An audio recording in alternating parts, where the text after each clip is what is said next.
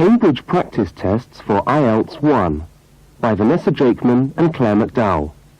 Published by Cambridge University Press, 1996. This recording is copyright. Cassette 1, Side 1. Practice Test 1. You will hear a number of different recordings, and you will have to answer questions on what you hear. There will be time for you to read the instructions and questions, and you will have a chance to check your work. All the recordings will be played once only. The test is in 4 sections. Write all your answers in the listening question booklet. At the end of the test, you will be given 10 minutes to transfer your answers to an answer sheet. Now turn to section 1 of your question booklet.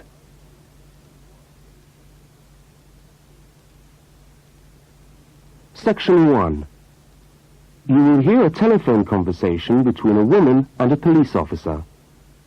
First, look at questions 1 to 5. For each of the questions, 4 alternatives are given. Decide which of the alternatives, A, B, C, or D, best fits what you hear on the tape, and circle the appropriate letter. You will see that there is an example which has been done for you. On this occasion only, the conversation relating to the example will be played first.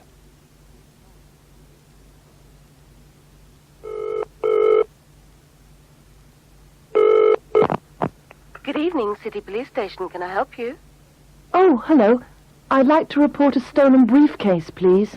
Just a minute and I'll put you through. The woman says she wants to report a stolen briefcase, so A has been circled. Now we shall begin. You should answer the questions as you listen, because you will not hear the recording a second time. Now listen carefully to the first part of the conversation, and answer questions 1 to 5.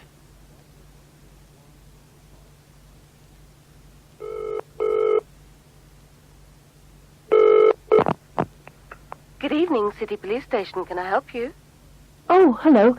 I'd like to report a stolen briefcase, please. Just a minute and I'll put you through. Lost property, can I help you? Oh, yes. I've had my briefcase stolen. Okay, I'll take some details. Tell me what it looks like, first of all. Well, it's a soft leather one, you know, not a heavy box type like a man's. And how does it close? It's got buckles at the front, 2 of them. They're gold-plated ones. Fine. Was it locked? No, I'm afraid not. Never mind. Any distinguishing features? Pardon? Any marks or badges on it that make it stand out? Only the brand name. And where's that? It's on the back, at the bottom in the left-hand corner. It's saggy.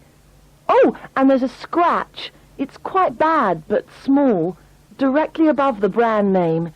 I did it recently, putting it on my bike. Right, got that. So, what did you have inside the briefcase? Well, all my papers from college. It's so frustrating, but thank goodness for computers. I haven't lost them completely. Yes, you're lucky. I had my wallet in my pocket, so I didn't lose that. But there were also my pens, which I got for my birthday, and a novel I was planning to read on the train. Right. Where exactly did you lose the briefcase? Well, I couldn't believe it. I was standing on the platform. It was right next to me. You were holding it? I'd just put it down on the floor, but I could almost feel it beside me. I was watching for my train because sometimes it comes early, and then next time I looked, my briefcase wasn't there. And what time was this? It must have been about 5:20. No, a bit later. I'd say 5:30, because it was just getting crowded, and the train normally comes at about 25 to 6. Before they continue their conversation, look at questions 6 to 10. As you listen to the rest of the conversation, complete the form by filling in the numbered spaces 6 to 10. Right, if you'll just give me some personal details. Yes. What name is it? I'm Mary Prescott. Can you spell that? Yes, it's Prescott.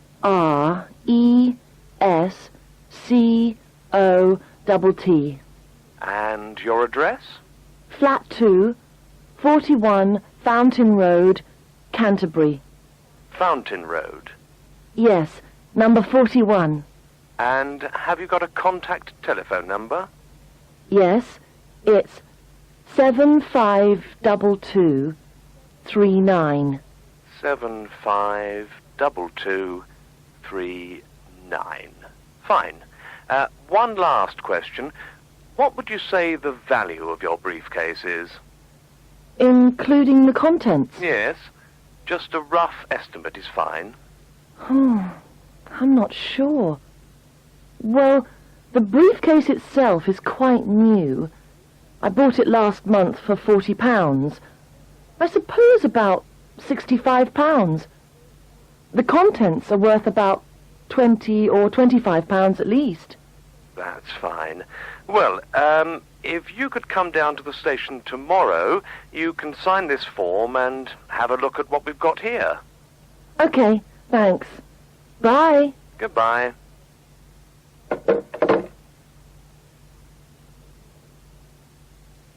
That is the end of section 1. You now have half a minute to check your answers. Now turn to section 2.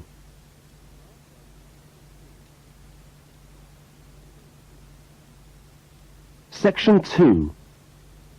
You are going to hear a news report from an Australian radio programme. First, you have some time to look at questions 11 to 13. Now listen to the news headlines and tick the 3 other items which I mentioned.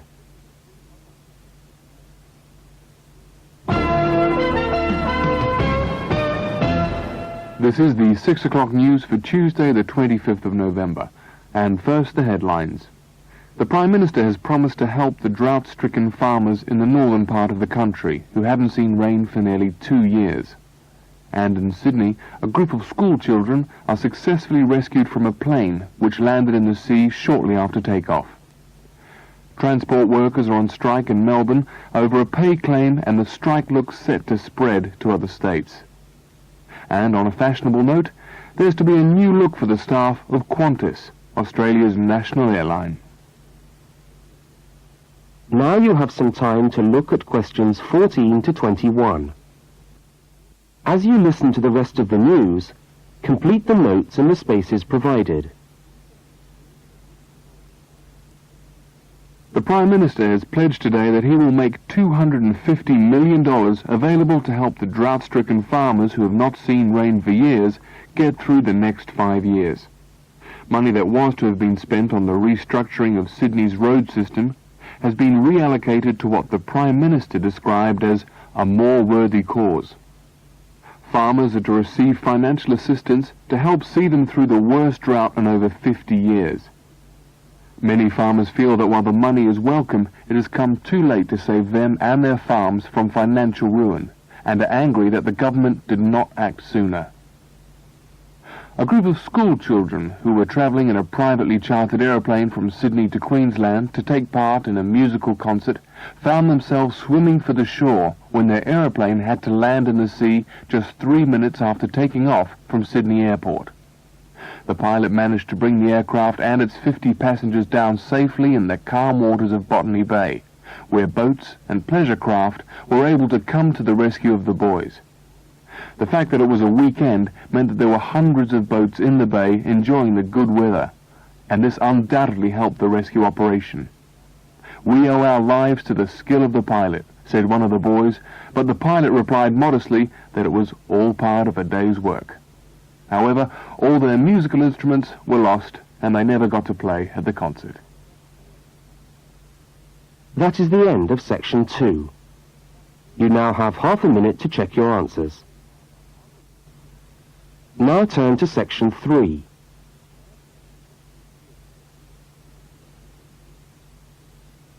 Section 3. In this section, you will hear a conversation between a university student and a university lecturer. Look at questions 22 to 25. For each of the questions, 4 alternatives are given.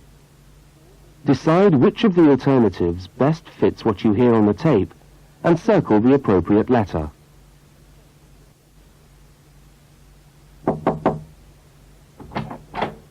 Hello. Can I come in? Oh, yes, come in. How can I help you? I was looking for the economics office. I've been all over the arts faculty building looking for it, but I could only find the School of Accounting and Economic History. Is this the right place? Yes, this is the School of Economics. Oh, good. I'm a new student, and I was wondering if someone could give me some information. Well, I might be able to help. I lecture on that program. What do you need to know? Well, quite a few things, actually. Firstly, how many lectures a week do I have to attend? Well, the Economics 1 course is a double unit. So there are 2 lectures a week and 1 tutorial. Oh. The lectures are scheduled for Tuesday and Thursday. What time? Let me see.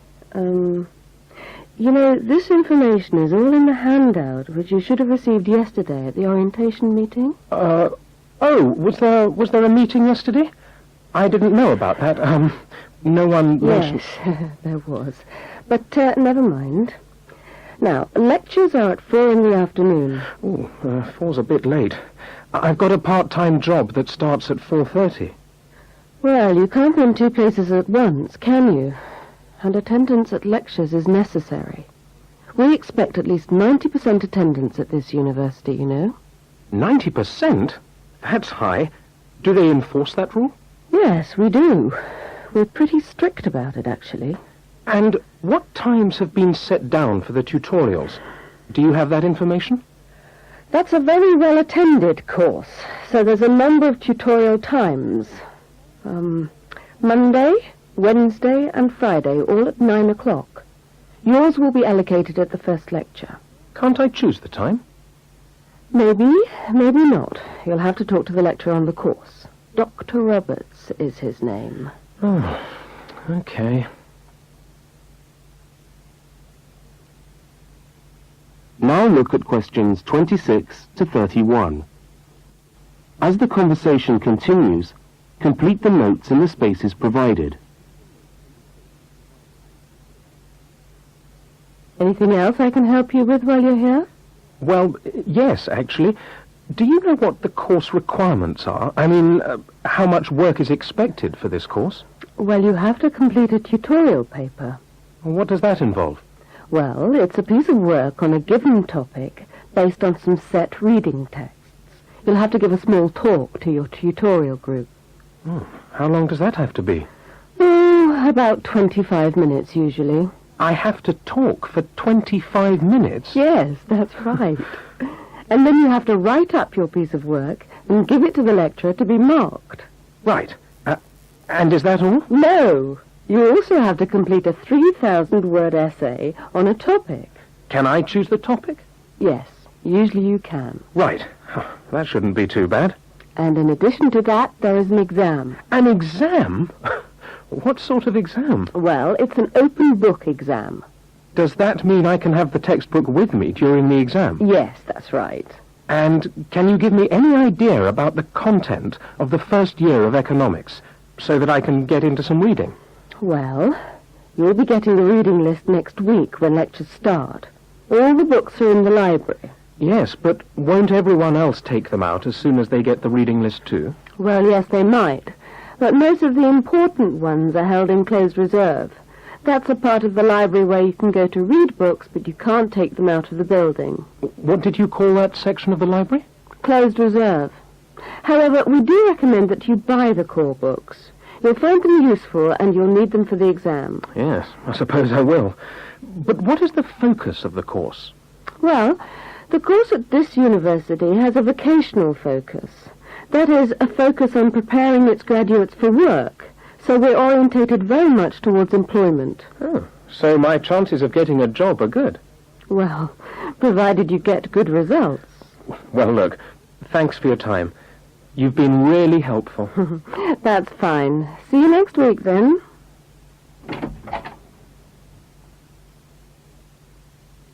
That is the end of section 3.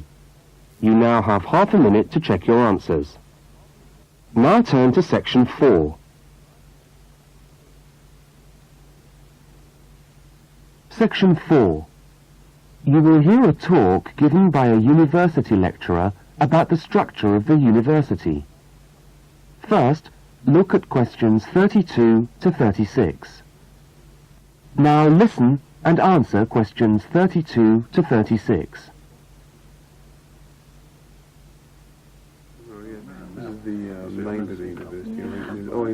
Good morning and welcome to the University of Westlands. My name is Marcia Mayhew and I'm the coordinator of the Bachelor of Social Science degree. This morning I'd like to tell you about the structure of the university and about some of the requirements of the degree that you're about to enter. The Bachelor of Social Science is in one faculty within the university. That is the faculty where I work, known as Arts and Social Sciences. Here on this campus we also have the faculties of Architecture, Law and Science and Technology, among others. It's important to know something about the structure of the faculty because as you go through your course, you may need to call on members of the staff to help you. At the top of the faculty, we have a dean, and below the dean, we have 3 divisions. Each division has a divisional head, and your degree is located in the Division of Social Sciences. Within each of the divisions, there are the departments, and each of these offers the different degrees. For instance, 2 of the departments which offer the major subjects for your award are sociology and psychology. Each has a departmental head, but for practical purposes, the people you are going to see the most of are myself as coordinator of the Social Sciences degree and the actual lecturers who are teaching the subjects that you are taking. For instance, in the first semester, you'll be doing 4 subjects: psychology, sociology, history, and economics. If you have any problems or difficulties, not that I'm anticipating you will, but you never know, then you should go and see your lecturers. For instance, you may find that you can't meet a deadline for an essay, or perhaps you're having problems with attendance. These seem to be the 2 most common problems that students face. As you listen to the rest of the talk, answer the questions 37 to 41. If your lecturers are unavailable, you can always come and see me in my office. I'm available on Wednesday and Thursday mornings and on Friday afternoons. Outside these hours, perhaps you could ring the secretary and make an appointment. Now, you'll note that all of the subjects which you undertake in the first year are composed of lectures and tutorials. A lecture is about an hour long, and a tutorial usually runs for about 2 hours. A lecture is rather like what I'm doing now, where one person will talk to all of you together on a subject. Now, we do ask you to try to attend the lectures. A tutorial is perhaps where most of the learning occurs at a university. You will be divided into groups of between 12 and 15 students, and each week one of you will have to present a piece of work to the group as a whole, and then the group will discuss what you've said. It's this discussion, this exchange of ideas, which really constitutes the basis of university learning, in my view. Listening to lectures in many ways is just giving you information that you could access for yourself in the library. But the discussion at the tutorial is very important. This doesn't mean that you shouldn't go to the lectures, though. Other factors to be particularly concerned about are the structure of essays and delivery of written material. And in particular, I would like to mention the question of plagiarism. Plagiarism is taking other people's work without acknowledging it. That is, without saying where it comes from. Now, of course, all essays are based on research done by other people, but you must remember to attribute the work to the original writer. And while it's a good idea to work with other people, don't hand in work which is exactly the same as your friend's work, because we will notice. If you don't acknowledge the source of your information, then you run the risk of failing the subject, or in very serious cases, you might be denied entry to the university. Last but not least, stay in touch with us. If things are getting you down, don't go and hide. Come and talk to us about it. That's what we're here for. Right. Thank you very much for coming along today.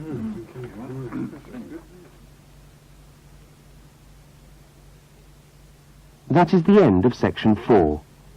You now have half a minute to check your answers. That is the end of the listening test. You now have 10 minutes to transfer your answers to the listening answer sheet. Cassette 1, Side 2. Practice Test 2. You will hear a number of different recordings, and you will have to answer questions on what you hear. There will be time for you to read the instructions and questions, and you will have a chance to check your work. All the recordings will be played once only. The test is in 4 sections. Write all your answers in the listening question booklet.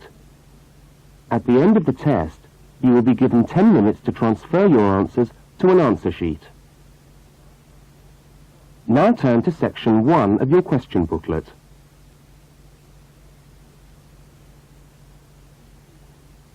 Section 1.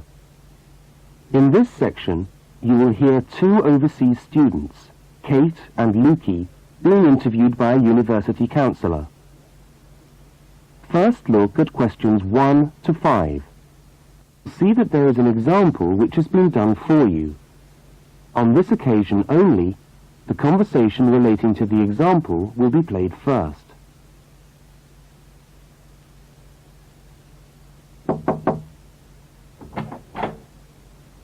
Hi there, Kate. Come on in. How are you today? Fine, thanks. Hi, Lukey. How's things? Okay.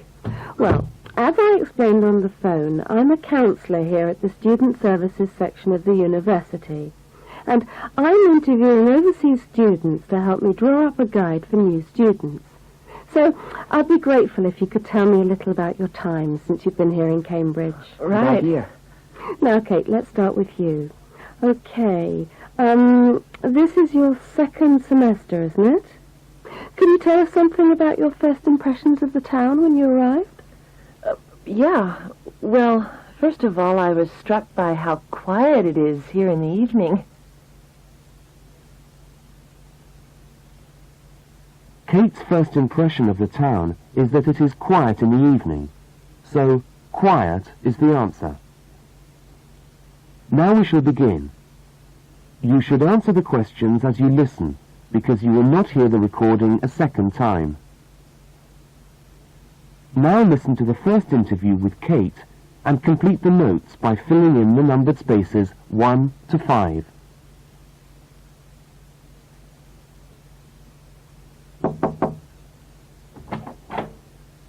Hi there, Kate. Come on in. How are you today? Fine, thanks. Hi, Lukey. How's things? Okay. Well, as I explained on the phone, I'm a counsellor here at the Student Services section of the university. And I'm interviewing overseas students to help me draw up a guide for new students. So I'd be grateful if you could tell me a little about your time since you've been here in Cambridge. Right. Good idea. Now, Kate, let's start with you. Okay. This is your 2nd semester, isn't it? Can you tell us something about your first impressions of the town when you arrived? Yeah. Well, first of all, I was struck by how quiet it is here in the evening. Yeah, I suppose Cambridge is a quiet place. Where did you live when you first arrived? Well, I went straight into student accommodation. It was a kind of student hostel. Ah, right. So you didn't have to worry about doing your own cooking or anything like that? No, but sometimes I wished I had. The food at the hostel was awful. Oh, dear. But how were the other students? To be honest, I haven't managed to make many friends, even though the place is full. People seem to keep to themselves. They're not really very friendly. Oh, I'm sorry to hear that. Well, what about the actual course?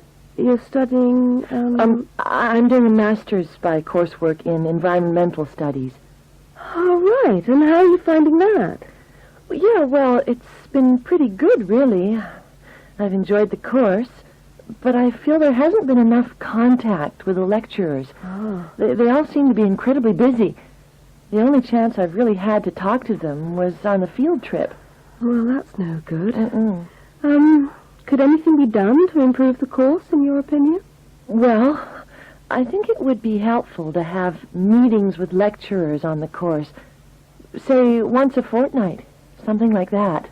Regular meetings. Uh-huh. Yes, that could certainly help. Now, Kate, we'll come back to you in a minute, but I'd just like to ask Lukey some questions. Before they continue the interview, look at questions 6 to 10.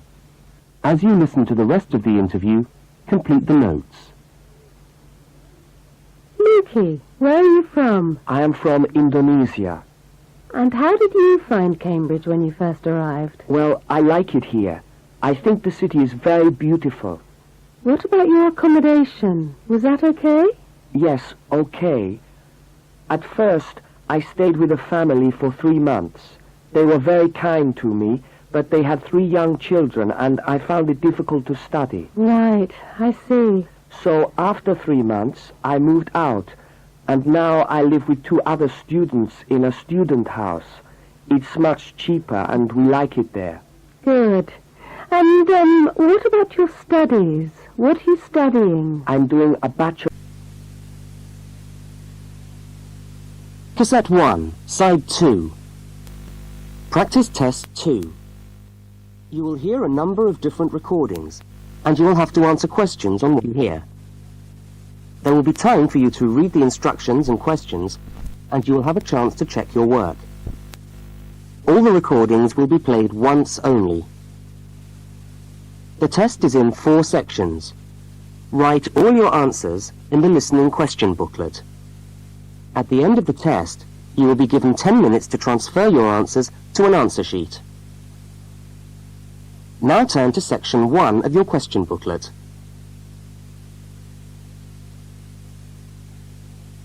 Section 1. In this section, you will hear 2 overseas students, Kate and Lukey, being interviewed by a university counsellor. First look at questions 1 to 5.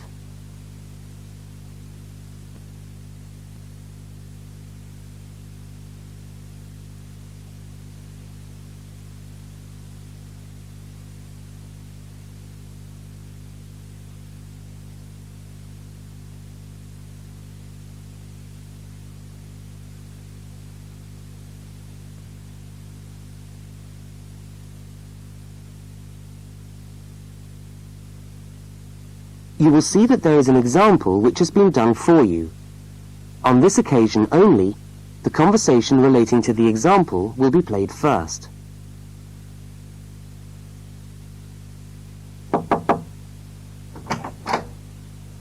Hi there, Kate. Come on in. How are you today? Fine, thanks. Hi, Lukey. How's things? Okay. Well, as I explained on the phone, I'm a counsellor here at the Student Services section of the university. And I'm interviewing overseas students to help me draw up a guide for new students. So I'd be grateful if you could tell me a little about your time since you've been here in Cambridge. Right. Idea. Now, Kate, let's start with you. Okay, this is your 2nd semester, isn't it? Could you tell us something about your first impressions of the town when you arrived? Yeah. Well, first of all, I was struck by how quiet it is here in the evening.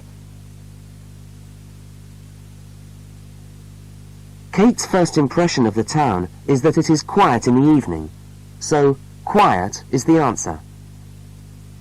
Now we shall begin. You should answer the questions as you listen, because you will not hear the recording a second time. Now listen to the first interview with Kate and complete the notes by filling in the numbered spaces 1 to 5.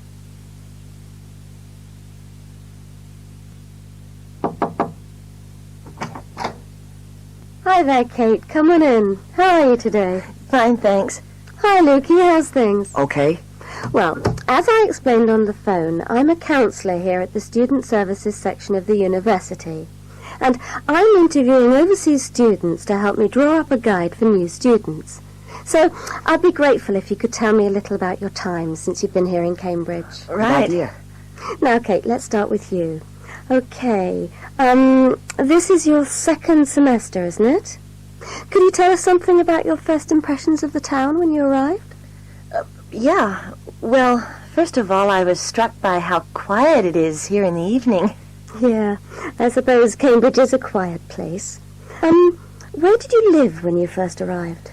Well, I went straight into student accommodation.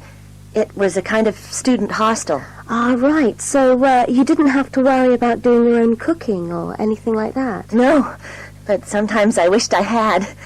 The food at the hostel was awful. Oh, dear.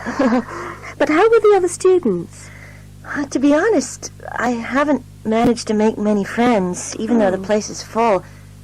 People seem to keep to themselves. They're not really very friendly. Oh, I'm sorry to hear that. Well, what about the actual course?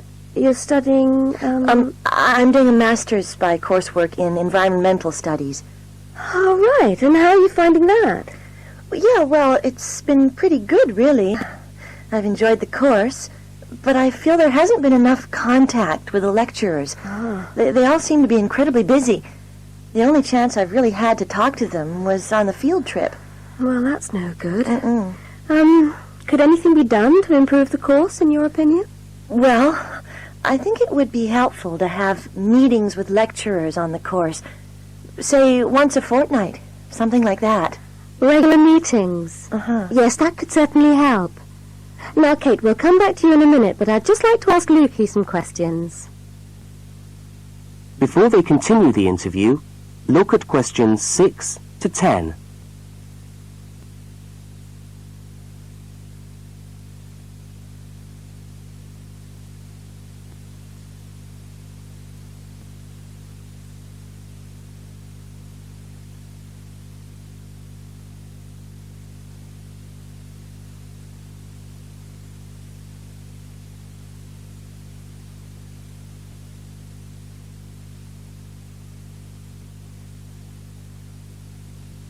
As you listen to the rest of the interview, complete notes. Lukey, where are you from? I am from Indonesia. And how did you find Cambridge when you first arrived? Well, I like it here. I think the city is very beautiful. What about your accommodation? Was that okay? Yes, okay. At first, I stayed with a family for 3 months. They were very kind to me, but they had 3 young children, and I found it difficult to study. Right, I see. So after 3 months, I moved out, and now I live with 2 other students in a student house. It's much cheaper, and we like it there. Good. And, what about your studies? What are you studying? I'm doing a Bachelor of Computing. Computing, I see. Apart from the language difficulties, if you can separate them, how have you found the course? Okay, but... Yes, go on. Well, the main difficulty for me is getting time on the computers in the computer room. It's always busy, and this makes it very hard to do my practical work. Yes, I'm sure it would. Can you reserve time in the computer room? No, you can't. But it would certainly help if we could reserve computer time. Yes, I'll look into that and see if something can't be done to improve things over there. Now, let's go back to Kate. That is the end of section 1. You now have half a minute to check your answers.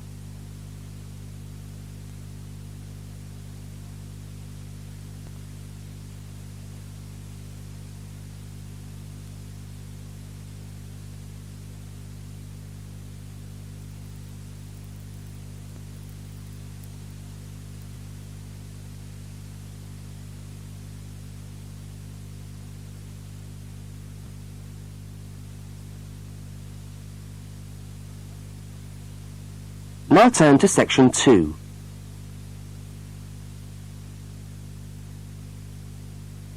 Section 2. You are going to hear a radio talk about buying a bicycle. First, you have some time to look at questions 11 to 20.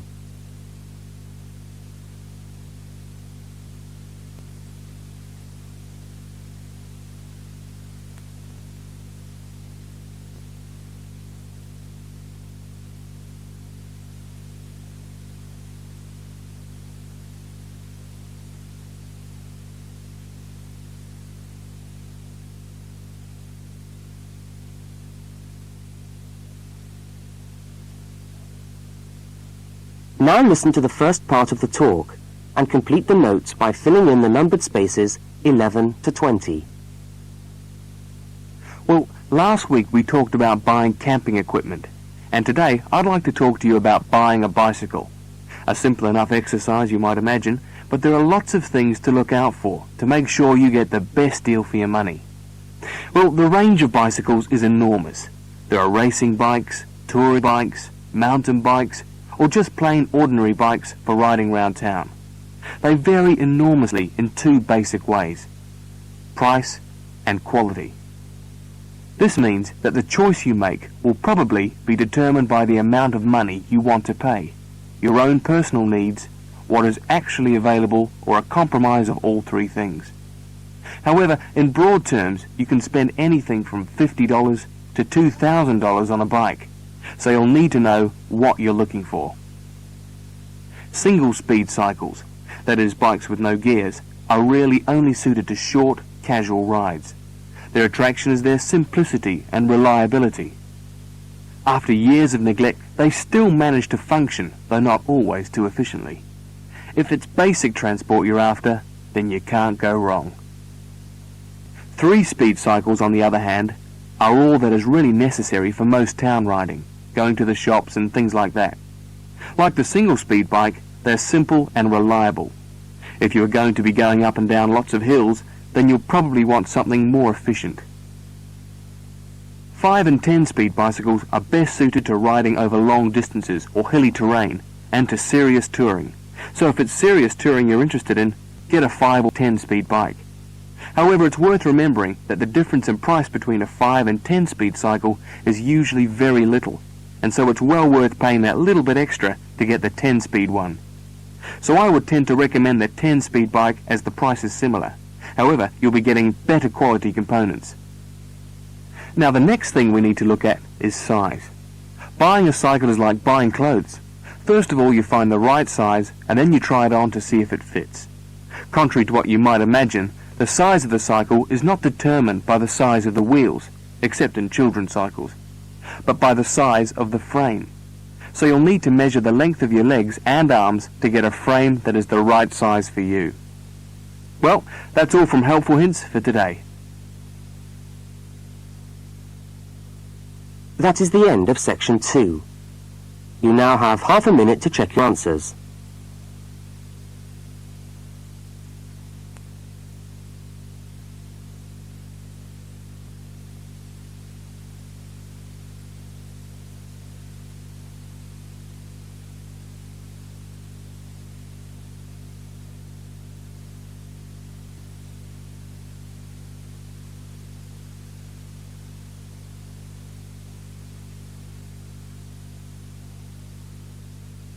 Now turn to section 3.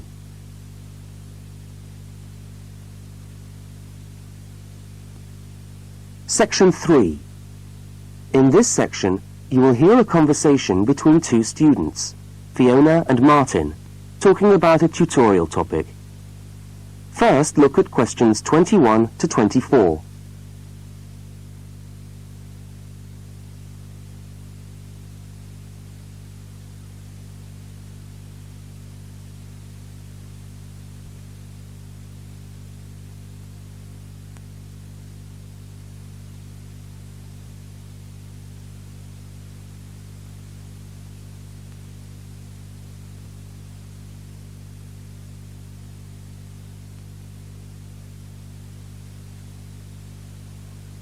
Now listen and answer questions 21 to 24. Hi there, Martin. How are you going with your Australian Studies tutorial paper? Oh, good. I finished it, actually. Lucky you. What did you do it on? I'm still trying to find an interesting topic. Well, after some consideration, I decided to look at the history of banana growing in Australia. Banana growing? Yeah, banana growing. Fascinating, I'm sure. Well, it's not as boring as you'd think. And I wanted to tie it into the work I've been doing on primary industries and the economy. Anyway, I bet there are a few things you didn't know about bananas. Such as? Such as the fact that bananas were among the first plants ever to be domesticated. Oh, really? Yeah, they're an extremely nourishing food. I suppose you're going to tell me the whole history of banana growing now, aren't you? Well, it'll be a good practice run for my tutorial next week. I'll do the same for you sometime. Okay, fire away. So where were these bananas first domesticated?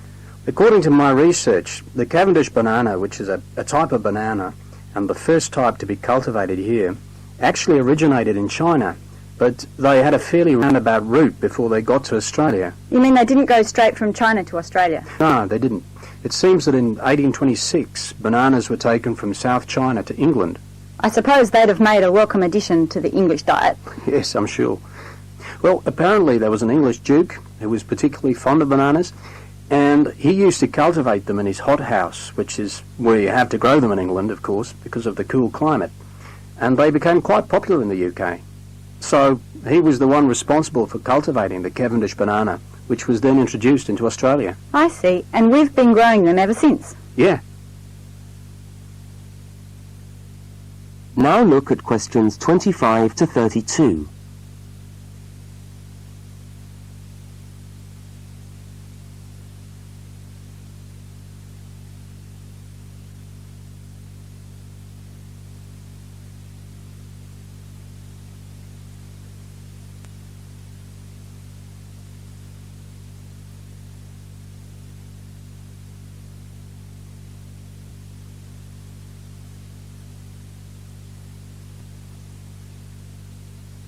As the conversation continues, complete Martin's notes. Are they hard to grow? Well, yes and no. To grow them in your garden, no, not really.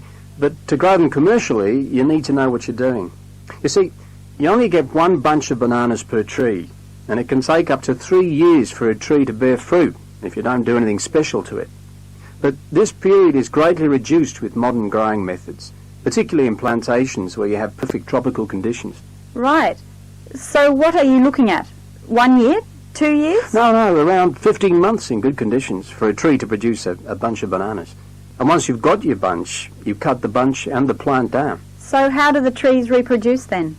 Well, bananas are normally grown from suckers, which spring up around the parent plant, usually just above the plant. They tend to like to grow uphill, or at least that's the common wisdom. So that's why banana plantations are usually on hillsides, is it? Yeah, they grow best like that. That's interesting. If you plant them in rich soil and give them plenty of water at the beginning of summer, then they should be well advanced by the beginning of winter, when growth virtually stops. But in a country like England, they're hard to grow. Although you can grow them in a hothouse. But in Australia, it's not difficult. No. Oh, even here, the growers put plastic bags around the bunches to protect them and keep them warm. If you go up to the banana growing districts, you'll see all these banana trees with plastic bags on them. But how do they stop the bananas going bad before they reach the shops? Well, the banana bunches are picked well before the fruit's ripe. Once you cut the bunch, the bananas stop growing, but they do continue to ripen. The interesting thing is that once one banana ripens, it gives off a gas which then helps all the others to ripen. So they pretty much all ripen within a few hours of each other. Amazing. So do we export lots of bananas overseas to Europe and Asia, for instance? Well, oddly enough, no. I believe New Zealand takes a small proportion of the crop, but otherwise, well, they're mostly grown for the domestic market, which is surprising when you think about it, because we grow an enormous number of bananas each year. Yes, well, thank you for all that information. I'm sure the tutorial paper will go really well. You certainly seem to have done your research on the subject. Let's hope so. That is the end of section 3. You now have half a minute to check your answers.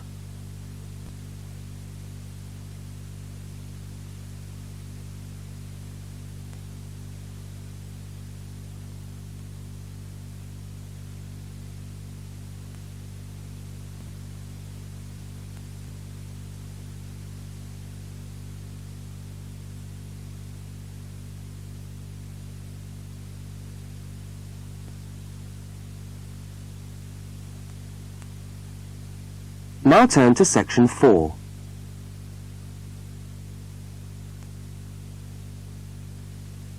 Section 4. You are going to hear part of a public lecture for new students. First, look at questions 33 to 35.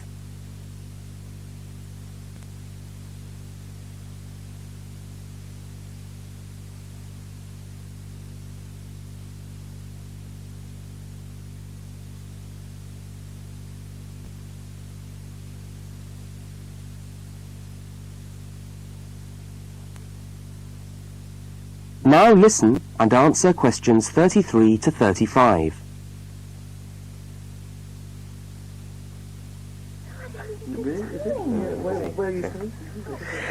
Good morning everyone, and welcome to our regular lecture on health issues. This series of lectures is organised by the Students' Union and is part of the Union's attempt to help you, the students of this university, to stay healthy while coping with study and social life at the same time. So, it's a great pleasure for me to welcome back Ms. Diane Greenbaum, who is a professional dietitian and who has been kind enough to give up her time in what I know is a very hectic schedule to come along and talk to us today. Thank you. Thank you very much, John. May I say it's a pleasure to be back. Now, stresses at university, being away from home and having to look after yourselves, learning your way around the campus, all contribute to making it quite hard sometimes to ensure that your diet is adequate. So, today, I'm going to talk about ways of making sure that you eat well, while at the same time staying within your budget.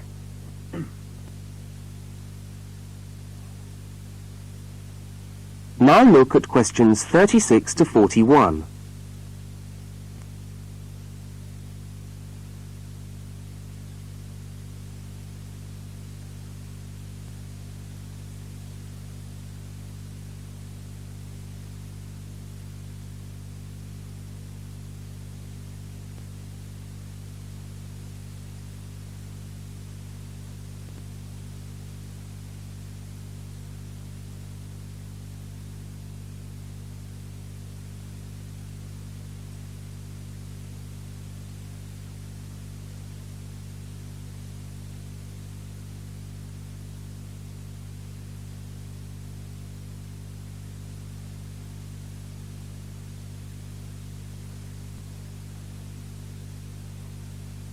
As you listen to the second part of the lecture, complete the notes and diagram in the spaces provided.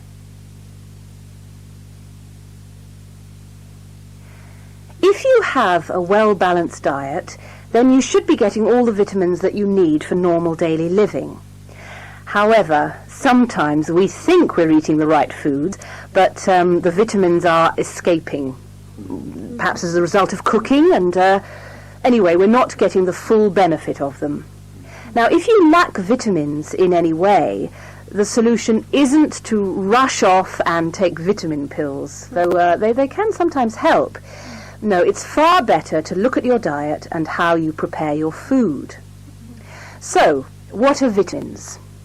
Well, the dictionary tells us they are food factors essential in small quantities to maintain life.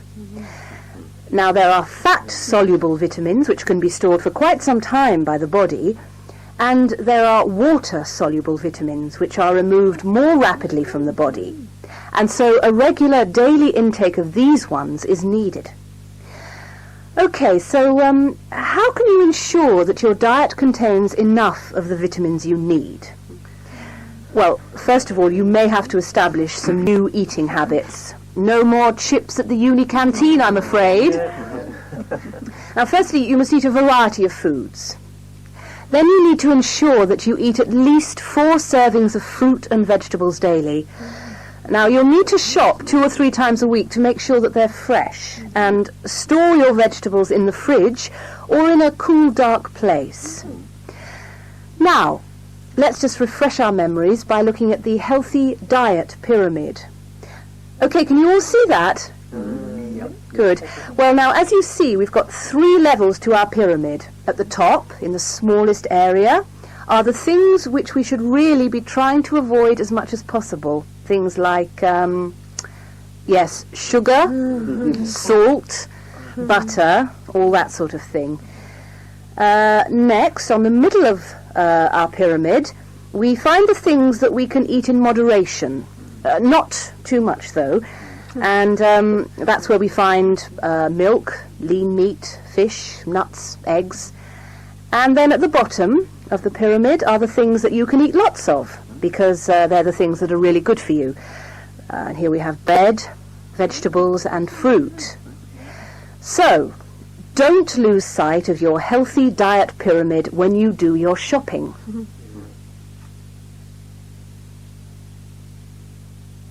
That is the end of section 4. You now have half a minute to check your answers.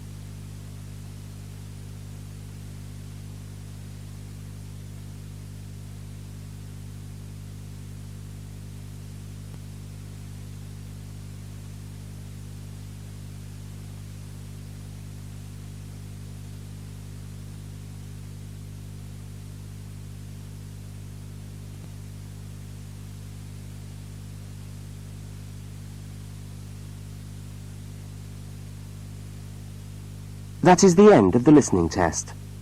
You now have 10 minutes to transfer your answers to the listening answer sheet.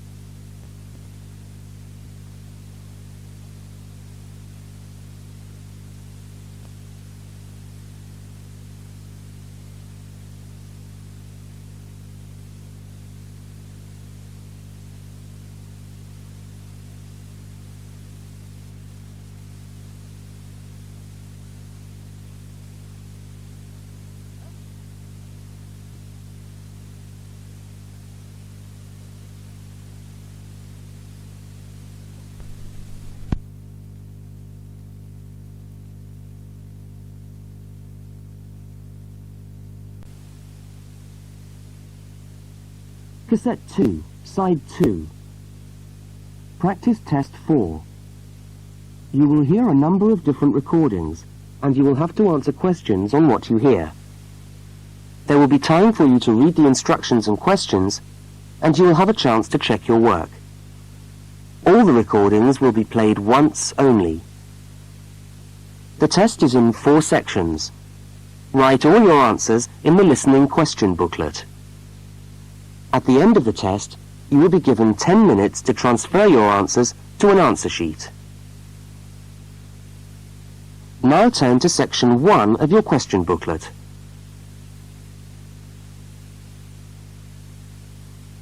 Section 1. 2 students meet on the university campus. They start a conversation together. First, look at questions 1 to 5. For each of the questions, 4 alternatives are given. Decide which of the alternatives, A, B, C or D, best fits what you hear on the tape, and circle the appropriate letter.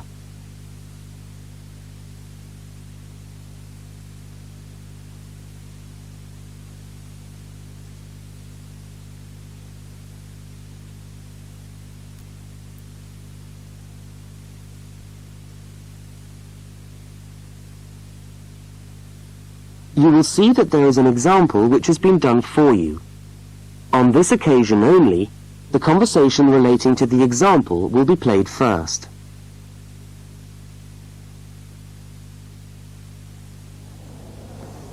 Excuse me, can you help me? I was looking for the main hall. No, maybe I can, actually. I'm looking for the main hall, too. I think it's in the administration building. Are you a new student? Yeah, I am. The man says he's looking for the main hall too. So A has been circled. Now we shall begin. You should answer the questions as you listen, because you will not hear the recording a second time. Now listen carefully to the first conversation and answer questions 1 to 5.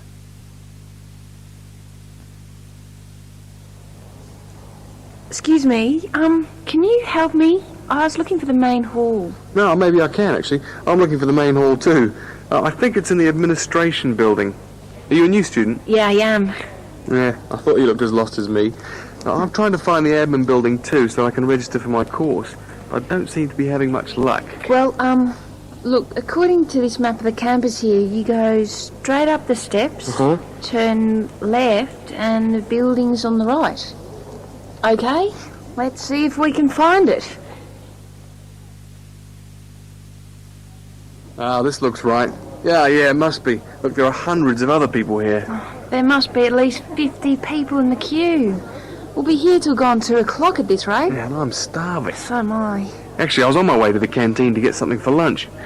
Why don't I go to the canteen and buy something, and you stay here and wait?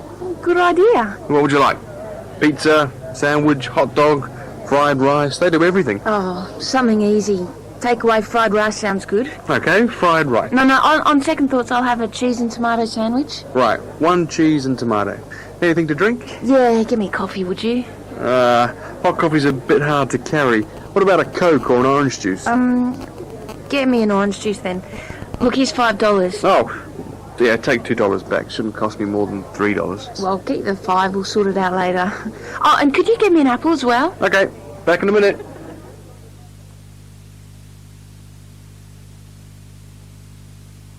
The woman speaks to the clerk about registering at university. Look at questions 6 to 10.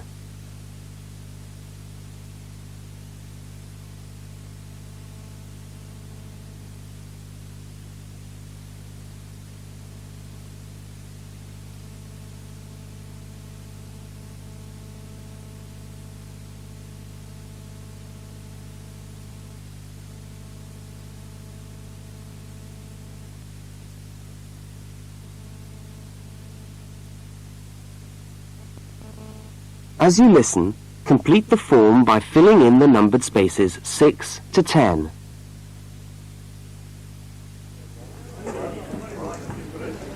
Oh, hello. I'm here to register for the first year law course. Oh, I'll just have to fill out this form for our records. What's your name? Julia Perkins. Can you spell that for me? Yeah, that's Juliaperkins. Address? Flat 5, 15 Waratah Road. That's Waratah, Brisbane. Brisbane. Oh, and your telephone number? Oh, we haven't got the phone on yet. We've only just moved in. Okay, well, can you let us have the number once the phone's connected? And I'll make a note here, to be advised. And the course? Beg your pardon? What course are you doing? Oh, first year law. Right. Well, you'll have to go across to the law faculty and get this card stamped, and then you come back here with it and pay your union fee. Oh, thanks very much.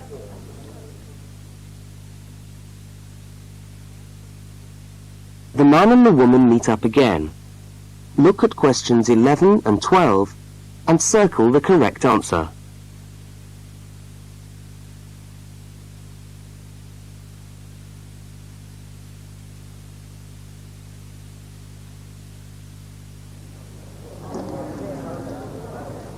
Oh, there you are. Oh, I thought you were never going to come back. Sorry, the canteen was absolutely packed. I had to wait for ages. And then when I got to the front of the queue, there had hardly any food left. So I had to get you a slice of pizza. Sorry. Oh, that's okay. I could eat anything. I'm so hungry. Oh, and there's your bottle of orange juice and your apple. At least I managed that. Great, thanks a lot. No, and here's your $2 back. Don't worry about it. Buy me a cup of coffee later. Ah, all right then. So how'd you go? Oh, well, in order to register, we've got to go to the law faculty and get this card stamp. And then go back to the admin building and pay the union fees. That means we're registered. After that, we have to go to the notice board to find out about lectures, and then we have to put our names down for tutorial groups and go to the library. Oh, great. Well, first let's sit down and have our lunch, eh?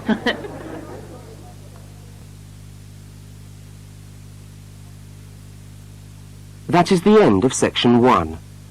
You now have half a minute to check your answers.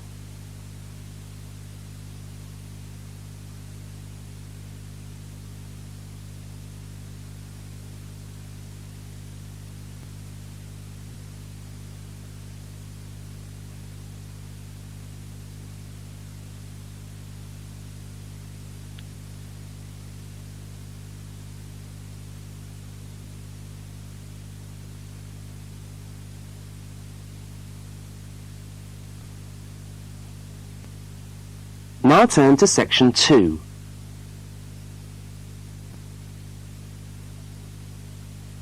Section 2. You are going to hear a talk about banks in the UK. First, you have some time to look at questions 13 to 17.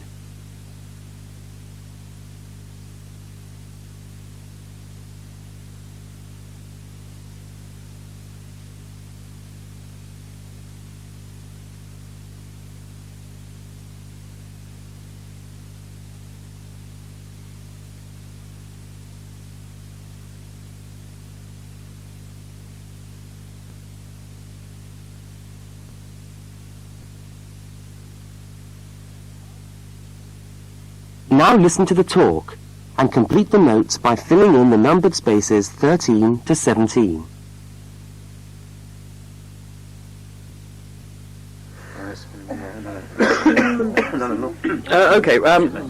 Thanks for turning up today. Thanks for turning up today to this short talk I'm going to give on student banking. Many of you are unfamiliar with the way banks work in this country, and today's talk should just give you a few starting points. I will, of course, answer any questions at the end. Right, well, as you probably know, you'll need to open a bank account while you're here. It's the safest place to keep your money, and it's best to open an account with one of the major banks. You should each have a handout with the names and addresses. Yeah? Right. There's Barclays in Realty Square, National Westminster in Preston Park, Lloyd's in City Plaza, and Midland in Hope Street. Okay, all these banks offer special student accounts. However, it's important to note that as an international student, you'll not necessarily be eligible for all the facilities offered to resident students. Now, as an international student, you will need to provide evidence that you can fund yourself for however long your course lasts. Banks have different policies, and the services that they'll offer you will depend on your individual circumstances and on the discretion of the bank manager involved. So it's a matter of going there and finding out about your own particular situation. Right. When you do go to open a bank account, you should take some documentation with you. I've already mentioned that you must be able to support yourself. In addition to this, most banks ask you to bring your passport and your letter or certificate of enrolment. Okay? Now, by far the most useful type of account to open is a current account. When you do this, you will actually get what is called a student account, which is a current account with special concessions for students. When you open the account, the bank will give you a checkbook, and you can use this to draw money out as you need it. If you need to write checks in shops, you'll also need a check card. This is really an identity card, which guarantees that correctly written checks up to the value stated on the card will be honoured by the bank. Okay? Everybody with me so far? Now look at questions 18 to 21.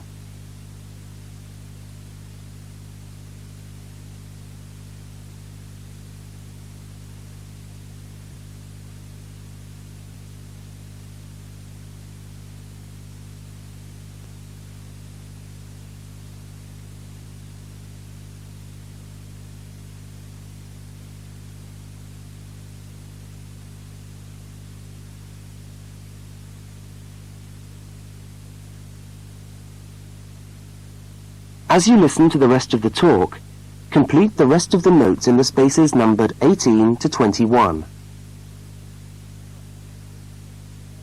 Right, if you want to draw out cash for yourself, you can make the cheque payable in your own name or to cash.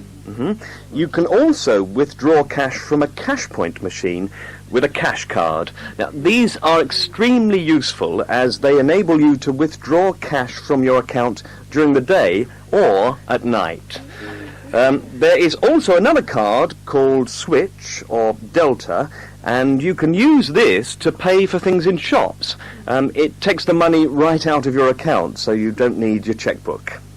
Now, you may want to take more money out of the bank than you have in it. This is called having an overdraft. Be very careful with this. You should not do this without permission from your bank. Overdrafts usually incur charges, though some banks offer interest-free overdrafts to some students. But find out before you get one, right? Well, that just leaves opening times. When can you go?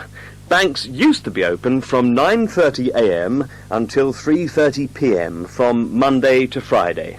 But many main branches are now open until 4:30 or 5 p.m. on weekdays, and some of the bigger branches in London and other major cities are now open for a limited time on Saturdays. Okay, any questions? That is the end of section 2. You now have half a minute to check your answers.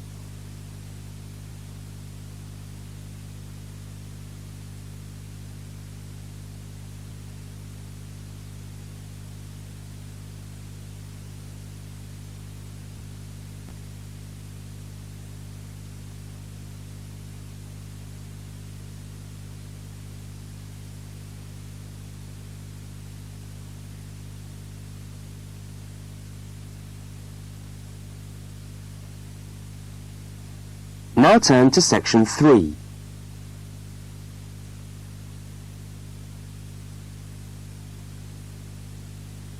Section 3.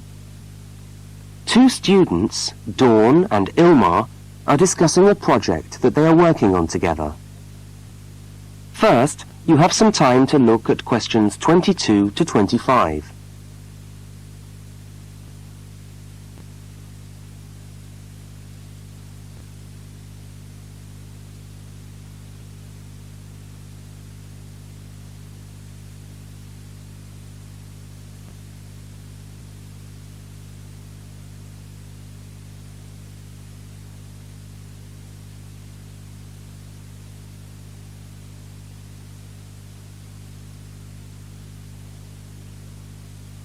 Now listen to the first part of the conversation and complete the fact sheet by filling in the numbered spaces 22 to 25.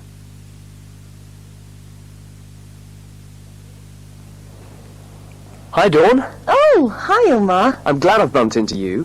I've just found a great idea for the presentation we've got to do for Dr. Banks next month.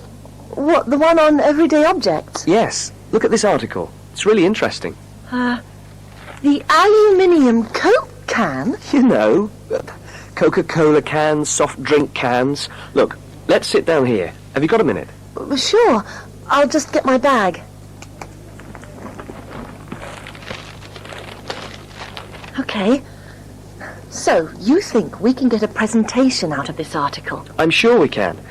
First of all, we can provide some interesting facts about the aluminium cans that we drink out of every day. Like? Well, here it says that in the US they produce 300 million aluminium drink cans each day. Wow! 300 million? Exactly. That's an enormous number. It says here, outstrips the production of nails or paper clips. And they say that the manufacturers of these cans exercise as much attention and precision in producing them as aircraft manufacturers do when they make the wing of an aircraft. Really? Let's have a look. They're trying to produce the perfect can, as thin but as strong as possible. This bit's interesting. Today's can weighs about 0.48 ounces. Thinner than 2 pieces of paper from this magazine, say. Yeah, and yet it can take a lot of weight. More than 90 pounds of pressure per square inch. 3 times the pressure of a car tyre. Okay, I agree. It's a good topic.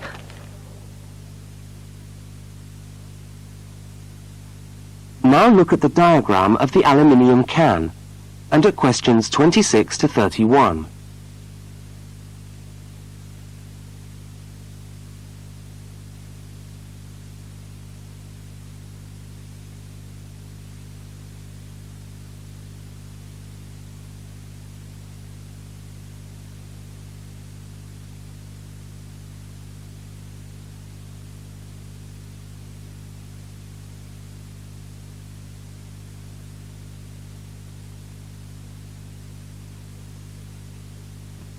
As the conversation continues, label the can by completing the notes in the numbered spaces 26 to 31.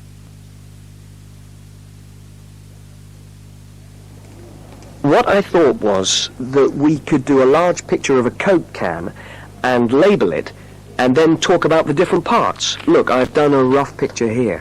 Okay, so where shall we start? Well, the lid is complicated. Let's start with the body first.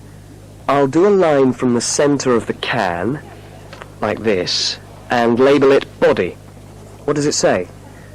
It's made of aluminium, of course, and it's thicker at the bottom. Right, so that it can take all that pressure. And then I think you should draw another line from the body for the label. Right, label. The aluminium is ironed out until it's so thin that it produces, what does it say? A reflective surface suitable for decoration. That's right. Apparently it helps advertisers too. Yes, because it's so attractively decorated. Good.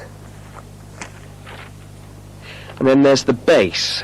Yes, it says the bottom of the can is shaped like a dome so that it can resist the internal pressure. That's interesting. I didn't know that. Nor did I. Okay, so going up to the lid, there are several things we can label here. There's the rim around the edge, which seals the can. Got that. And there's a funny word for the seal, isn't there? Yes, it's a flange. What does it say about it? Well, the can's filled with Coke or whatever, and after that the top of the can is trimmed and then bent over to secure the lid. That's right. It looks like a seam. We could even do a blow-up of it, like this. F-L-A-N-G-E. Yes, that would be clearer. I think we should label the lid itself and say that it constitutes 25% of the total weight. 25%? So it's stronger than the body of the can. So to save money, manufacturers make it smaller than the rest of the can. Didn't know that either. So, how do we open a can of Coke? First of all, there's the tab, which we pull up to open the can, and that's held in place by a rivet. I think that's too small for us to include. I agree, but we can talk about it in the presentation. We can show the opening, though. That's the bit of the can that drops down into the drink when we pull the tab. Yeah, hopefully. Sometimes the tab just breaks off. I know. Anyway, the opening is scored so that it pushes in easily but doesn't detach itself. Okay. We can show that by drawing a shadow of it inside the can. Like this. I'll label it scored opening. Great. Well, I think we've got the basis of a really interesting presentation. Let's go and photocopy the article. Fine. I'll take it home and study it some more.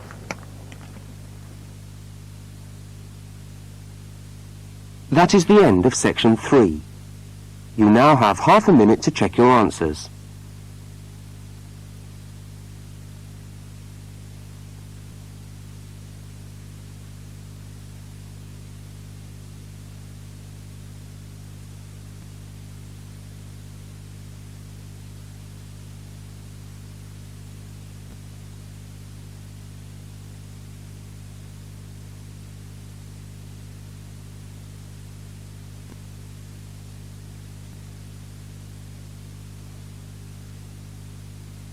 Now turn to section 4.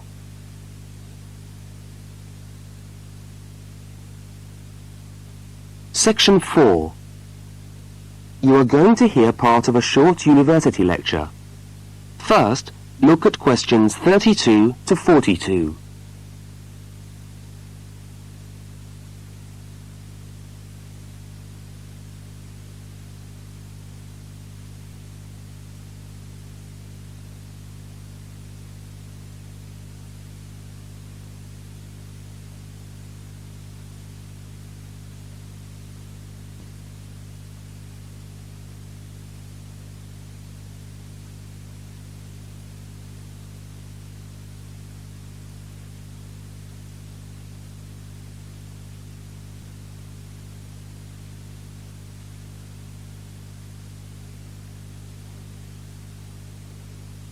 Now listen and complete the lecture notes in the spaces numbered 32 to 42.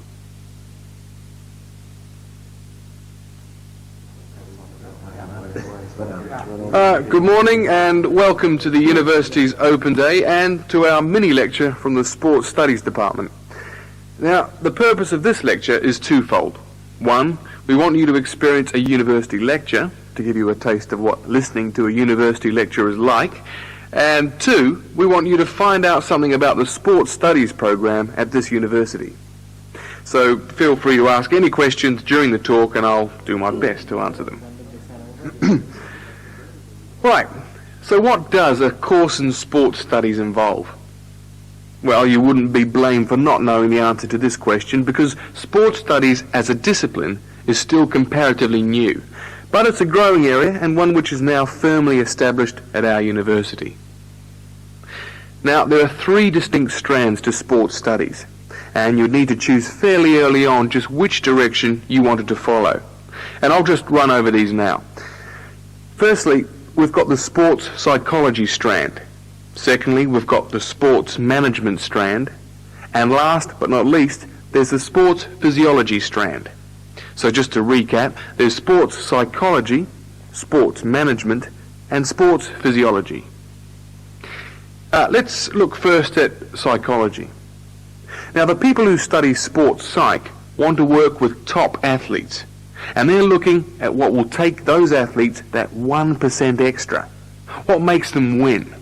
When all other things are equal, physically all other things are equal, they want to know what are the mental factors involved.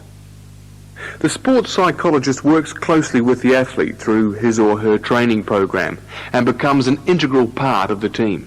In fact, you could say that they play just as important a role as the coach. So if you're interested in what makes people win, this could be the area for you.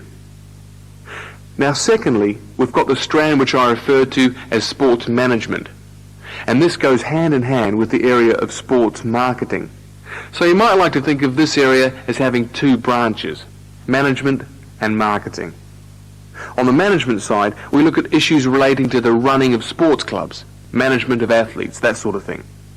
But then on the other side, we've got sports marketing. And this is the side that interests me more, because here we will look at the market forces behind sport.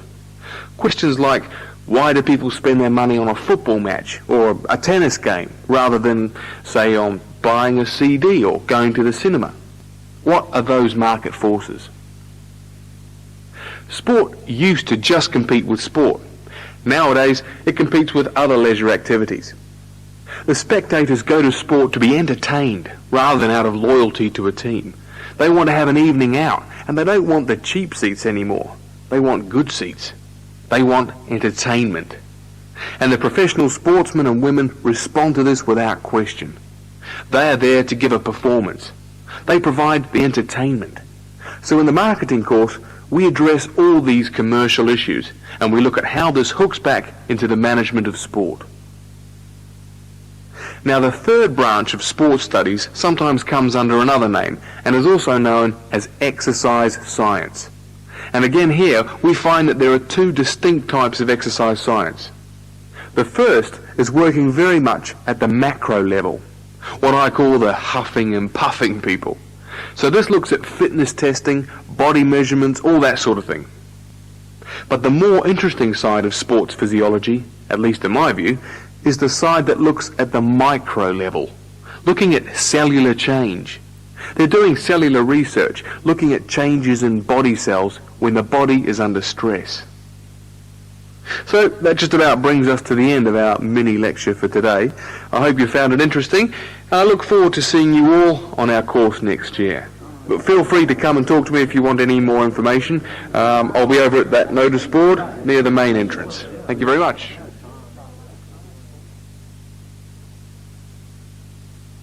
That is the end of section 4. You now have half a minute to check your answers.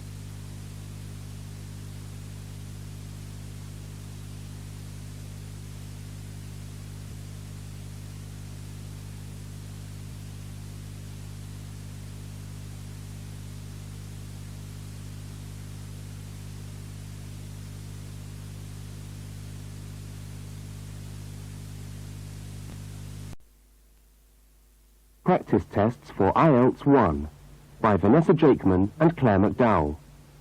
Published by Cambridge University Press, 1996. This recording is copyright. Cassette 2, Side 1. Practice test 3. You will hear a number of different recordings, and you will have to answer questions on what you hear. There will be time for you to read the instructions and questions, and you will have a chance to check your work. All the recordings will be played once only. The test is in 4 sections. Write all your answers in the listening question booklet. At the end of the test, you will be given 10 minutes to transfer your answers to an answer sheet. Now turn to section 1 of your question booklet.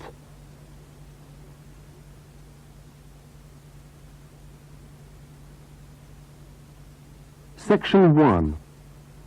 You will hear a student inquiring about parking facilities. First, look at questions 1 to 4. For each of the questions, 4 alternatives are given. Decide which of the alternatives, A, B, C or D, best fits what you hear on the tape, and circle the appropriate letter. You will see that there is an example which has been done for you. On this occasion only, the conversation relating to the example will be played first.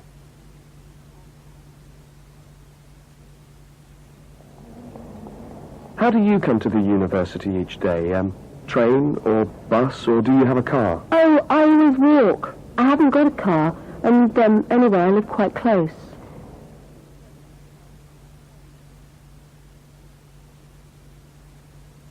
The woman says she always walks, so C has been circled. Now we shall begin. You should answer the questions as you listen, because you will not hear the recording a second time. Now listen carefully to the first conversation and answer questions 1 to 4. How do you come to the university each day? Train or bus, or do you have a car? Oh, I always walk. I haven't got a car, and anyway, I live quite close. Do you know anything about parking rights on the campus? I was wondering whether students are allowed to park their cars on campus or not. Yes. I think it's possible for postgraduate students, but not for undergraduate students. That doesn't seem very fair. No, I suppose not. But simply isn't enough room on the campus for everyone to park. Do you need a parking permit? Yeah, I believe you do. Where do I get that from? I think you can get a parking sticker from the administration office. Where's that? It's in the building called Block G, right next to Block E. Block G? Yeah. All right. And what happens to you if you don't buy a sticker? Do they clamp your wheels or give you a fine? No, I think they tow your car away. Oh, really? Yeah. And then they fine you as well, because you have to pay to get the car back. I better get the sticker then. Yeah.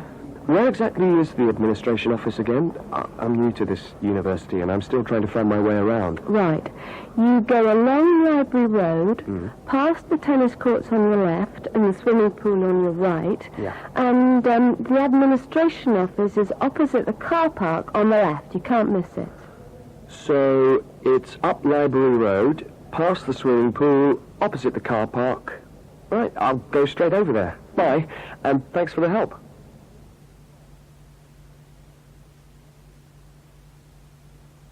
Now you have some time to look at questions 5 to 12. As you listen to the next conversation, complete the application form in the spaces numbered 5 to 10 and answer the questions numbered 11 to 12.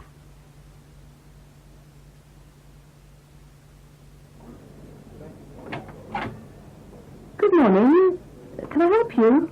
Yes, I was told to come over here to get a parking sticker. Is this the right place? Yes, it is. Are you a postgraduate student? Yes, I am. Okay. Well, I'll just need to take some details. Your name? Richard Lee. That's spelled L-E-E. Richard Lee. And the address? Flat 13, 30 Enmore Road. How do you spell Enmore? E-N-M-O-R-E. And that's in the suburb of Newport. N-E-W-P-O-R-T. Faculty? I beg your pardon? Which faculty are you in? Oh, architecture, the Faculty of Architecture. Right. And the registration number of your car?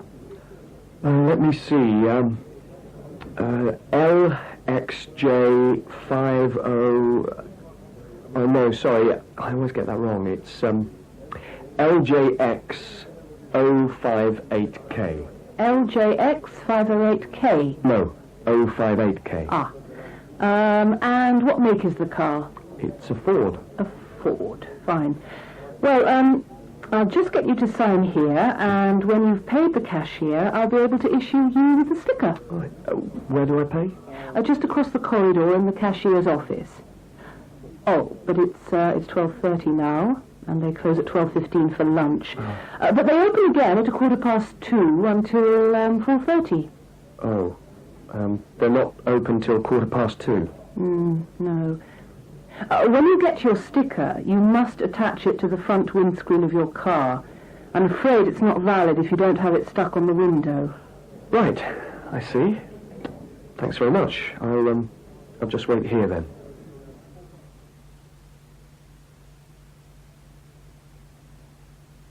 That is the end of section 1. You now have half a minute to check your answers.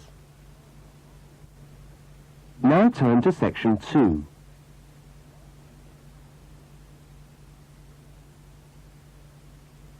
Section 2. You will hear a talk given by a guide showing a group of people round a museum. First, you have some time to look at questions 13 to 18. Now listen to the guide and complete the notes by filling in the numbered spaces 13 to 18.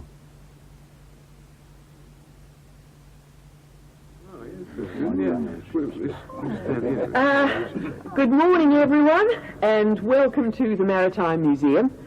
Now, before we commence our tour, I'd just like to tell you a little bit about the history of the museum. As you can see, it's a very modern building, built in the postmodern style, and it was in fact opened by the Prime Minister of Australia in November 1991. It's been designed with a nautical flavour in mind to remind us of our links with the sea. But the museum isn't only housed in this building. There are a number of historic ships docked outside in the harbour which form part of the museum and which you are also free to visit. And we'll be coming to them shortly. I'd just like to point out one or two things of general interest while we're here. Handicapped toilets are located on this floor, and the door shows a wheelchair. The cloakroom, where you can hang your coat or leave your bags, is just behind us here. The education centre is on the top floor, and there's a good little library in there which you might like to use. Follow the signs to the education centre. You'll see a lot of little green arrows on the wall. The green arrows will take you there. The information desk, marked with the small letter I on your plan, is located right here in the foyer. So if you get separated from your friends, I suggest you make your way back to the information desk, because we'll be returning to this spot at the end of the tour. All right? Now, if you look out this window, you should be able to see where the museum's ships are docked. If you want to go on a tour of the old ship, the Vampire, she's docked over there, and you should meet outside on the quay. However, a word of warning. I don't recommend it for the grandmas and grandpas, because there are lots of stairs to climb. Right now, let's move on. Oh, I almost forgot to give you the times for that tour. Now, tours of the Vampire run on the hour, every hour, all right? Now look at questions 19 to 23. You listen to...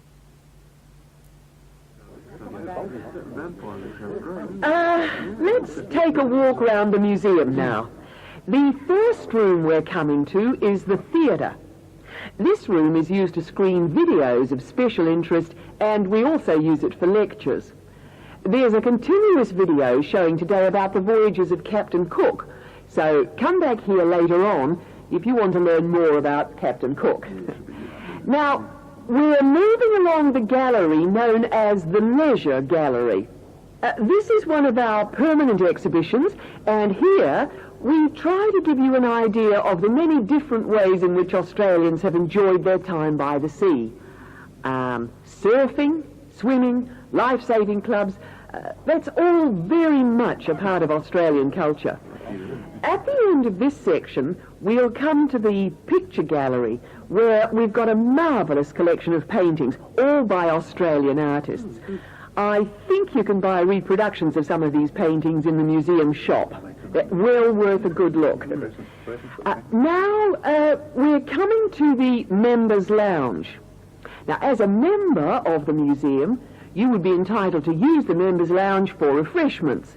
Membership costs $50 a year or $70 for all the family. So it's quite good value, because entry to the museum is then free. And down at the far end of this floor, you'll find the section which we've called Passengers and the Sea.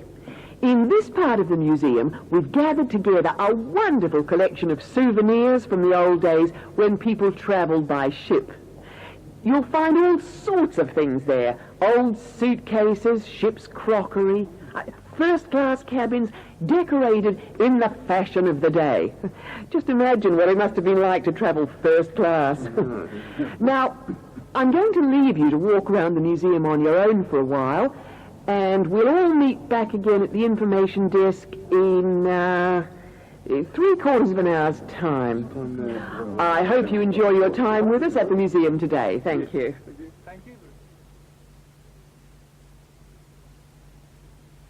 That is the end of section 2. You now turn to section 3.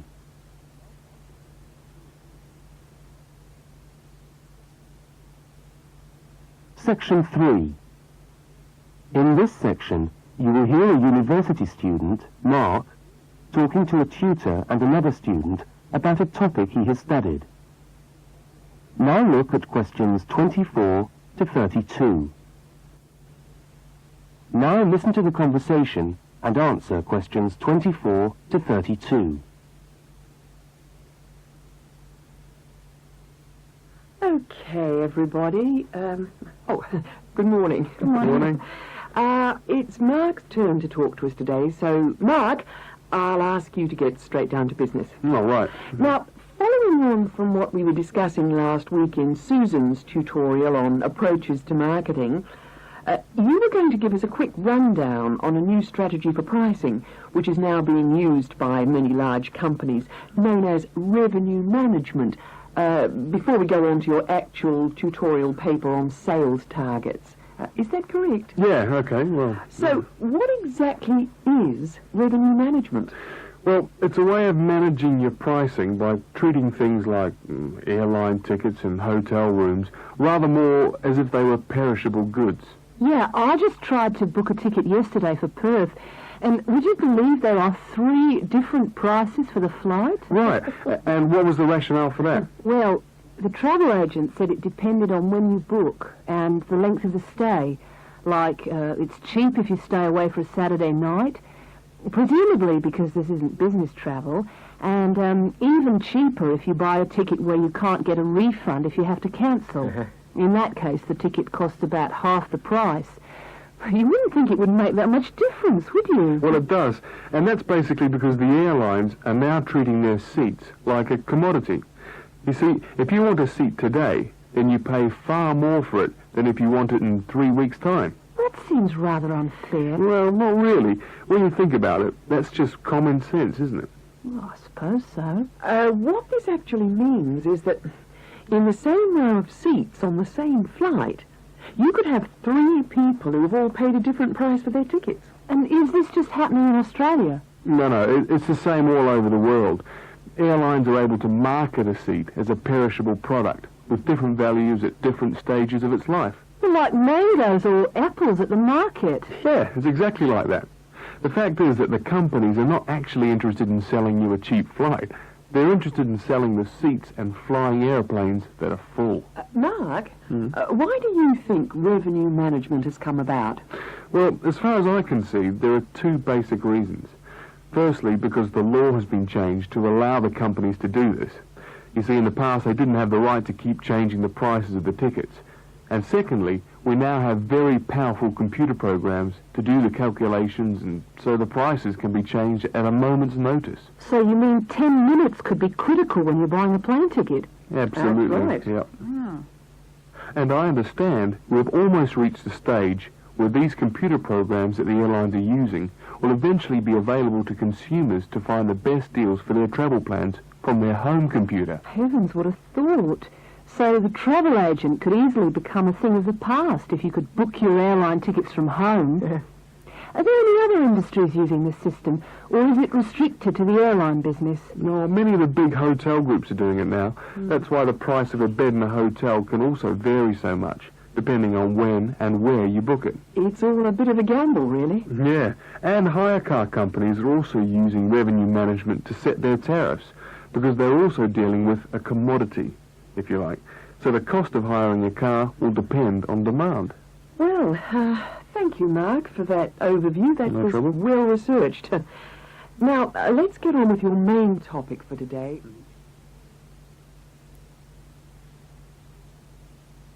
That is the end of section 3. You now have half a minute to check your answers.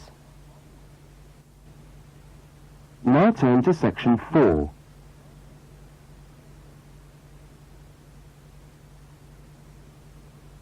Section 4. You are going to hear a short talk on space management in supermarkets. First, you have some time to look at questions 33 to 37. Now listen to the first part of the talk and complete the table by filling in the numbered spaces 33 to 37.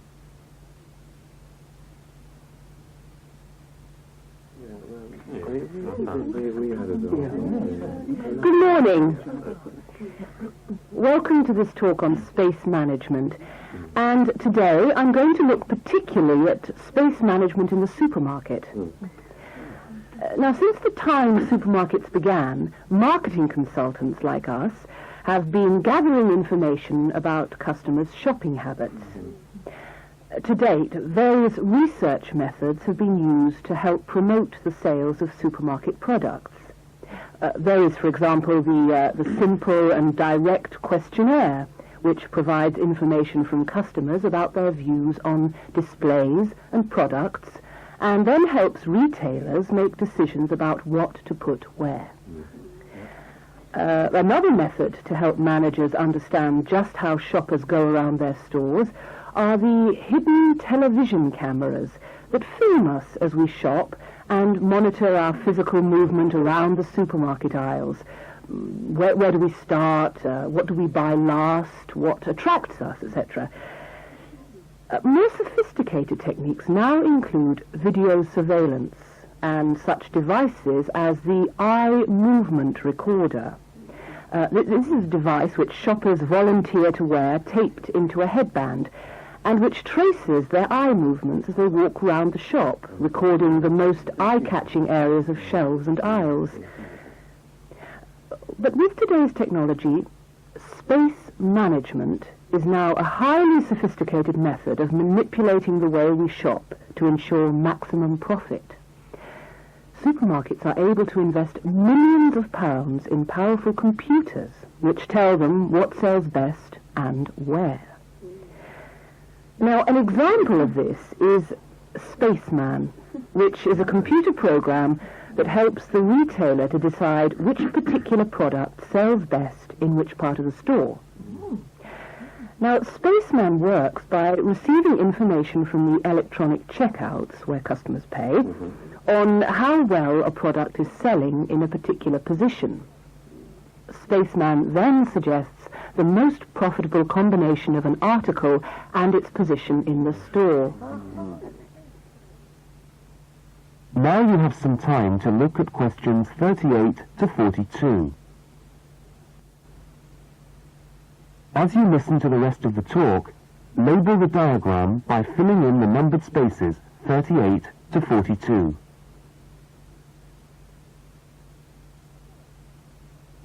So, let's have a look at what we know about supermarkets and the way people behave when they walk down the aisles and take the articles they think they need from the shelves. Now, here's a diagram of one supermarket aisle and 2 rows of shelves. Here's the entrance at the top left-hand corner. Now, products placed here at the beginning of aisles don't sell well. In tests, secret fixed cameras have filmed shoppers' movements around a store over a 7-day period.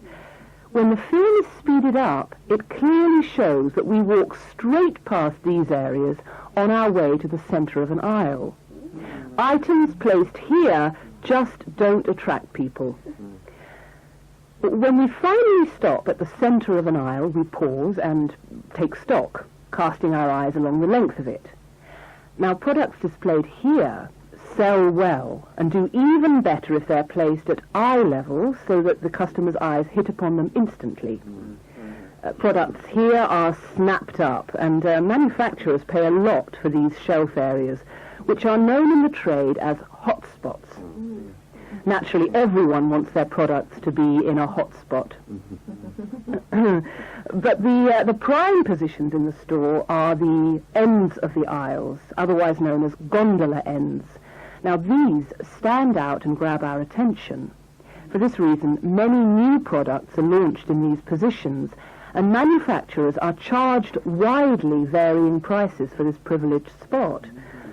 Also, the end of an aisle may be used for promoting special offers, which are frequently found waiting for us as we turn the corner of an aisle.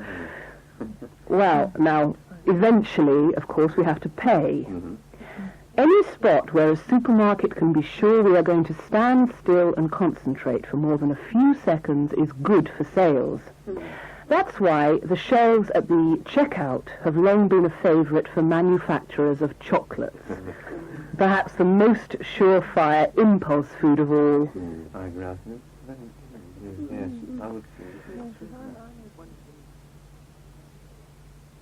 That is the end of section 4. You now have half a minute to check your answers. That is the end of the listening test. You now have 10 minutes to transfer your answers to the listening answer sheet. Cassette 2, Side 2. Practice Test 4. You will hear a number of different recordings, and you will have to answer questions on what you hear. There will be time for you to read the instructions and questions, and you will have a chance to check your work. All the recordings will be played once only. The test is in 4 sections. Write all your answers in the listening question booklet. At the end of the test, you will be given 10 minutes to transfer your answers to an answer sheet. Now turn to section 1 of your question booklet.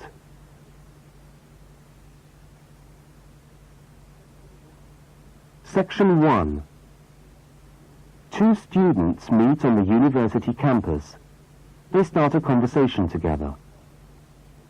First, look at questions 1 to 5. For each of the questions, 4 alternatives are given. Decide which of the alternatives, A, B, C or D, best fits what you hear on the tape, and circle the appropriate letter. You will see that there is an example which has been done for you. On this occasion only, the conversation relating to the example will be played first.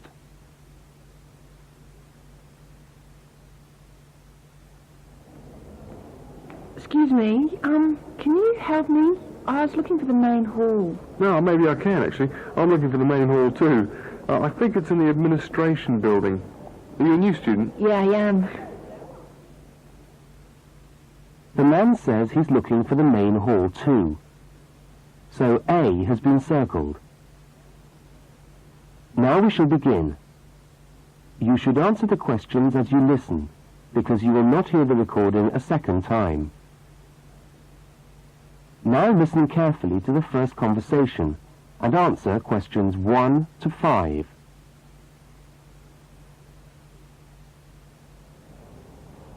Excuse me, can you help me? I was looking for the main hall. No, maybe I can, actually. I'm looking for the main hall, too. I think it's in the administration building. Are you a new student? Yeah, I am. Yeah, I thought you looked as lost as me. I'm trying to find the admin building, too, so I can register for my course.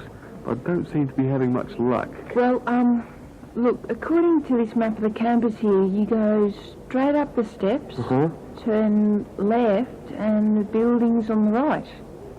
Okay, let's see if we can find it. Ah, this looks right. Yeah, it must be. Look, there are hundreds of other people here. Oh, there must be at least 50 people in the queue. We'll be here till gone 2 o'clock at this rate. Yeah, and I'm starving. So am I. Actually, I was on my way to the canteen to get something for lunch. Why don't I go to the canteen and buy something, and you stay here and wait? Good idea. What would you like? Pizza, sandwich, hot dog, fried rice? They do everything. Oh, something easy. Takeaway fried rice sounds good. Okay, fried rice. No, on second thoughts, I'll have a cheese and tomato sandwich. Right, 1 cheese and tomato. Anything to drink? Yeah, give me coffee, would you? Hot coffee's a bit hard to carry. What about a Coke or an orange juice? Get me an orange juice then. Look, here's $5. Oh, yeah, take $2 back. Shouldn't cost me more than $3. Well, get you the 5. We'll sort it out later. Oh, and could you get me an apple as well? Okay, back in a minute.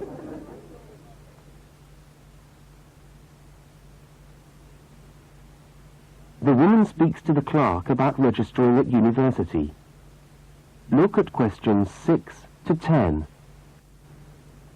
As you listen, complete the form by filling in the numbered spaces 6 to 10.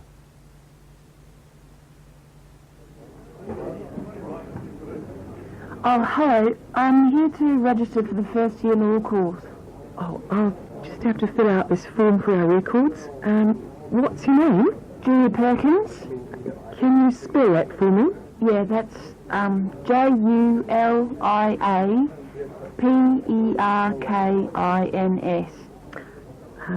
Address? Flat 5, 15 Waratah Road. That's Warath, Brisbane. Brisbane. Oh, and your telephone number? Oh, we haven't got the phone on yet. We've only just moved in. Okay, well, can you let us have the number once the phone's connected? And I'll make a note here to be advised. And the course? Beg your pardon? What course are you doing? Oh, first year law. Right. Well, you'll have to go across to the law faculty and get this card stamped, and then you come back here with it and pay your union fee. Oh, thanks very much.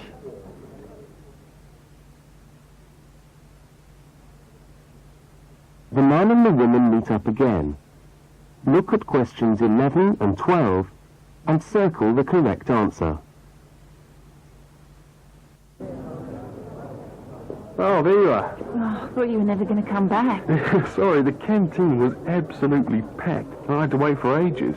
And then when I got to the front of the queue, there had hardly any food left. So I had to get you a slice of pizza. Sorry. Oh, that's okay. I could eat anything. I'm so hungry. Oh, and there's your bottle of orange juice and your apple. At least I managed that. Great. Thanks a lot. No, and here's your $2 back. Don't worry about it. Buy me a cup of coffee later. Yeah, all right then. So how'd you go? Oh, well, in order to register, we've got to go to the law faculty and get this card stamped. And then go back to the admin building and pay the union fees. That means we're registered. After that, we have to go to the notice board to find out about lectures, and then we have to put our names down for tutorial groups and go to the library. Oh, great. Well, first let's sit down and have our lunch then.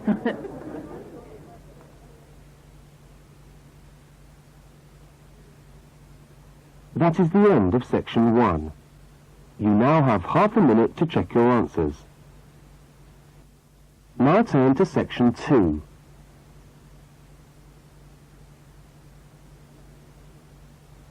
Section 2. You are going to hear a talk about banks in the UK. First, you have some time to look at questions 13 to 17.